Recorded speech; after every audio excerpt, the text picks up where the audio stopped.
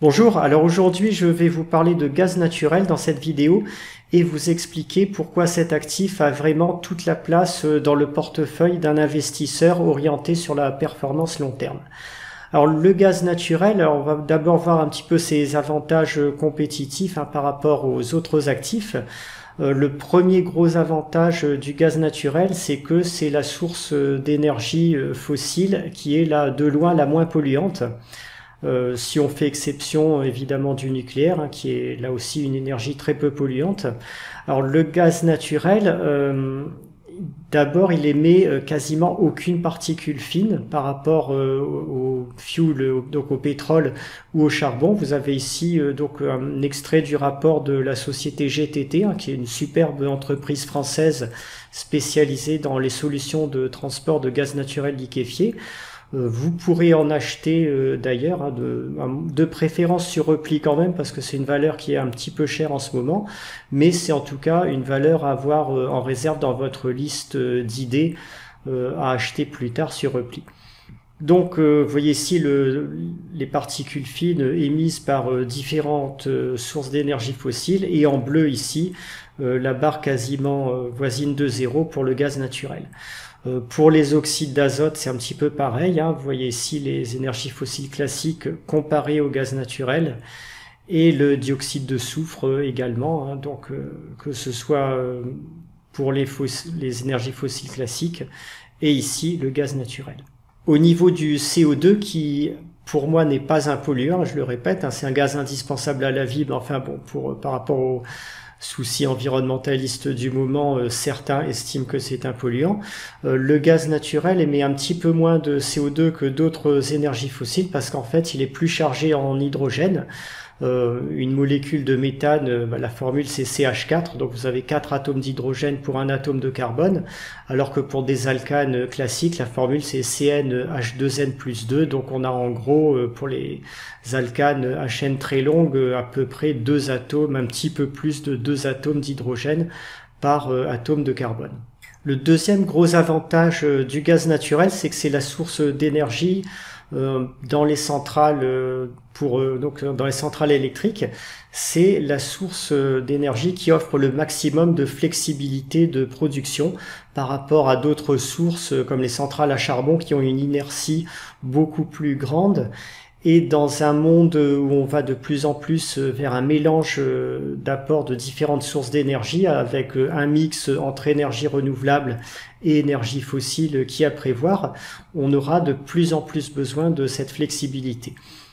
C'est très intuitif à comprendre, c'est extrêmement rapide, extrêmement simple de faire varier le débit d'un robinet de gaz qui arrive pour être brûlé dans la centrale. Et la flexibilité d'une centrale au gaz naturel, elle peut être quasiment instantanée, avec très peu de frais de maintenance dans ce cas, et c'est vraiment la solution qui est parfaitement adaptée à une production d'énergie mixte, renouvelable et fossile. Donc clairement pour moi, sur le moyen terme, avant l'arrivée éventuelle de ruptures technologiques dans le domaine de la fission nucléaire, de la fusion nucléaire, et des stockages en batterie pour les sources d'énergie renouvelables, le gaz naturel, c'est la solution de production d'énergie non polluante, à l'exception du CO2, qui sera disponible sans doute dans les 10-15 ans qui viennent, et elle sera vraiment incontournable parce que les énergies renouvelables ne parviendront pas à remplacer la demande en énergie fossile classique. Alors maintenant, on va parler de la position actuelle du gaz naturel dans le cycle. Et en réalité, vous verrez que les fondamentaux du gaz sont un peu analogues à ceux du pétrole, mais de façon encore plus accentuée.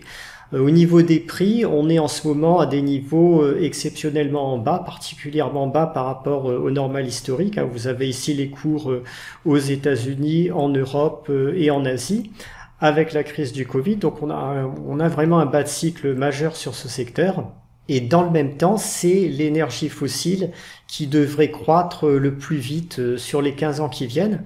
Le scénario ici le plus prudent, qui est celui de l'EIA, prévoit des taux de croissance de l'ordre de 2% par an, à comparer à des taux de croissance de 1 à 1,5% par an sur le pétrole. Et en réalité, il y a des scénarios beaucoup plus haussiers pour le gaz naturel. Ça s'explique par plusieurs facteurs. D'abord, on a une exposition énorme en ce moment de la zone Asie au charbon. 47% du mix énergétique en Asie vient du charbon. Alors que pour les autres pays, vous voyez que la part du gaz naturel est sensiblement plus élevée. On est à 27% en Afrique, 50% au Moyen-Orient, aux alentours de 30-33% aux États-Unis, contre seulement 12% en Asie. Comme l'Asie, c'est la zone économique qui va croître de très loin le plus, si elle se met à rejoindre les ratios des autres pays au niveau gaz naturel, il est évident que ça va tirer à fond la demande en gaz naturel.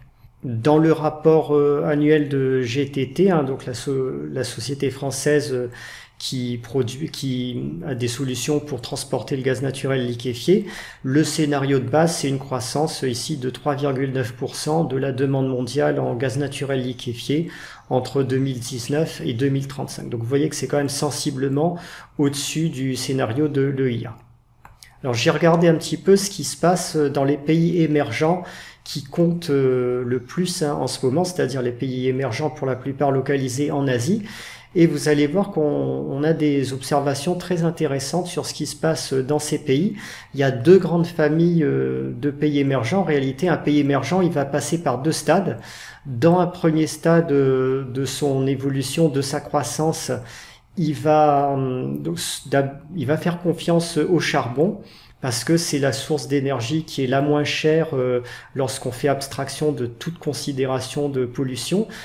Si vous construisez une centrale à charbon low cost avec aucune précaution environnementale particulière, vous aurez effectivement la possibilité d'obtenir de l'électricité à un très bas prix. C'est le modèle que choisissent pour l'instant des pays émergents au début, au milieu de leur stade de développement. Vous voyez ici la situation du Vietnam, avec la consommation de charbon qui passe de 6 millions de tonnes en 2007 à 34 millions de tonnes en 2018. Donc des rythmes de croissance très élevés. On a plus que doublé en 10 ans. Alors que ce même Vietnam, au niveau gaz naturel, bon, il y a une petite croissance effectivement, mais qui est beaucoup moins rapide, beaucoup moins marquée que celle du charbon. On était ici, donc vous voyez, à 0,878 en 2010 et 0,953 en 2019, donc à peu près une dizaine de pourcents de gagnés, mais sans plus. Sur la Malaisie, on trouve exactement le même scénario, forte croissance de la consommation de charbon, à plus 50% entre 2010 et 2018, et une situation beaucoup plus irrégulière au niveau de la consommation de gaz naturel ici. Pour la Turquie, même situation, c'est un pays qui est encore au stade de la hausse de consommation de charbon marquée, on passe de 31 millions à 42 millions sur les 8 dernières années. Pour le gaz naturel, là aussi évolution irrégulière. L'Indonésie maintenant, un gros pays, 300 millions d'habitants à peu près. La consommation de charbon augmente très fortement, plus 50% sur les 8 dernières années. Évolution pour le gaz beaucoup plus irrégulière. Les Philippines, c'est sensiblement la même chose. On double la consommation de charbon en l'espace de 8 ans, on fait même plus que doubler, on la multiplie quasiment par 2,5 en 8 ans, c'est un pays à très forte croissance au niveau charbon, alors que sur le gaz naturel, il y a une évolution irrégulière. Et enfin, l'éléphant dans la chambre à ce niveau-là, qui est l'Inde, puisqu'on a là plus d'1 milliard d'habitants. Donc on est à une consommation de charbon de 290 millions de tonnes en 2010, 452 en 2018, donc on augmente de plus de 50% ici en l'espace de 8 ans, alors qu'au niveau gaz naturel, vous voyez que la consommation pour l'instant est irrégulière, elle évolue de façon cyclique mais sans augmenter vraiment. Donc ça c'est le premier stade de l'évolution des pays émergents. Le deuxième stade, qui est celui de la Chine, est le stade où les pays vont commencer à avoir de gros problèmes environnementaux à cause de l'explosion de la consommation de charbon.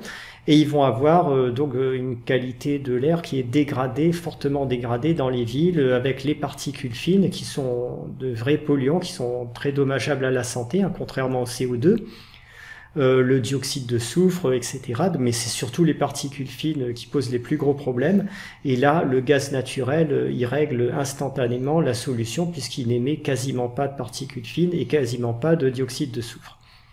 Donc vous voyez que la Chine, elle a fortement augmenté sa consommation de charbon de 2007 jusqu'à 2014, comme les autres pays émergents, et que depuis, ça stagne, hein, elle a arrêté d'aller sur cette voie, mais par contre, au niveau gaz naturel, la consommation de la Chine est en train d'exploser. On a doublé en l'espace de 8 ans, plus que doublé, on a triplé en l'espace, quasiment triplé en l'espace de 9 ans, donc entre 2010 et 2019, on fait x2,9. Taïwan suit sensiblement le même modèle, la consommation de charbon stagne, et par contre on a une forte hausse de la consommation de gaz naturel chez les Taïwanais, hein, qui a doublé en l'espace de 10 ans, quasiment doublé en l'espace de 10 ans. En Europe, on a la Pologne qui suit un petit peu ce modèle, avec une baisse de la consommation de charbon dans ce pays traditionnellement industriel et consommateur de charbon, et une forte hausse ici de la consommation de gaz naturel pour ce pays européen.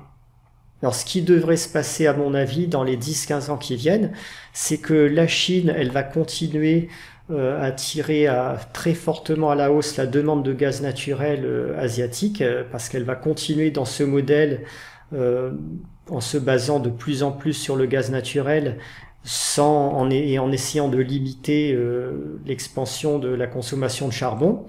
Et d'autres pays clés pourraient la rejoindre progressivement. Je pense notamment au Vietnam, qui est encore dans la phase de croissance charbon, mais qui commence de plus en plus à avoir lui aussi des problèmes de dégradation de la qualité de l'air, de pollution dans les grosses villes, et qui pourrait donc progressivement basculer vers un modèle basé sur le gaz naturel. Il y a des gros projets en ce moment de construction de terminaux gaziers au Japon.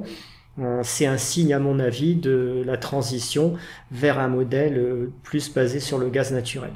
Pour les autres pays, type Indonésie, Inde, c'est peut-être encore prématuré de penser à la transition, mais il est très possible qu'en Inde, d'ici une dizaine d'années, on commence à avoir une hausse sensible de la consommation de gaz naturel. On commence à le constater depuis 2015, hein, vous voyez la pente ascendante ici. Ça n'est pas encore très significatif, on n'est pas sur des rythmes de hausse très élevés encore, mais ça pourrait s'accélérer sensiblement sur les 10-15 ans à venir. Au niveau des transports maintenant, face à un modèle basé sur la voiture électrique qui a forcément ses limites parce qu'on n'a pas actuellement de solution de batterie vraiment convaincante, le gaz naturel offre une alternative tout à fait intéressante au moins pour les pays pragmatiques qui ne sont pas obnubilés par le CO2 et qui sont capables de voir quels sont les vrais polluants, c'est-à-dire les particules fines, le dioxyde de soufre, les dioxydes d'azote. Et pour ces pays pragmatiques, les véhicules au GNL pourraient offrir une solution tout à fait attractive sans impliquer de hausse massive des coûts de fabrication, des coûts de production. Donc voilà pourquoi, à mon avis, le gaz naturel est vraiment un actif clé, un actif très intéressant à détenir dans une optique d'investissement à long terme. Au niveau des réserves mondiales des pays clés, il y a un pays majeur qui se distingue, qui est la Russie. Vous connaissez mon opinion déjà tout à fait positive sur la Russie. Il est évident que investir dans ce secteur en Russie offre des atouts compétitifs très intéressants parce que c'est le leader mondial des réserves, que la Russie a une frontière immense avec la Chine qui va avoir des besoins de gaz naturel considérables, donc ça peut se transporter par gazoduc entre les deux pays. Il y a aussi l'Europe de l'Est, donc la Russie est vraiment un carrefour et elle a les réserves les plus grosses, donc les sociétés gazières russes sont, à mon avis, des options d'investissement tout à fait intéressantes. Après, au-delà de ce géant, on peut avoir dans des pays plus petits, en Afrique, en Amérique ou ailleurs, des mid-caps gazières qui vont offrir aussi des solutions locales tout à fait intéressantes et avec un bon potentiel de croissance sur les 10 ans qui viennent. Donc évidemment, dans le portefeuille, nouveau portefeuille anti-effondrement du socialisme basé sur les actifs tangibles et les pays émergents que je propose, je laisse une place significative au gaz naturel et je continuerai dans les années qui viennent pour ce portefeuille à sélectionner une part importante de valeurs gazières dans le mix qui est proposé. Vous trouverez en bas de cette vidéo un lien vers ce portefeuille bien entendu et aussi pour ceux qui voudraient creuser un petit peu le sujet, des liens vers le rapport, le dernier rapport semestriel de GTT et un document de McKinsey qui pourra vous donner un éclairage intéressant sur les perspectives du gaz naturel sur les 10-15 ans qui viennent.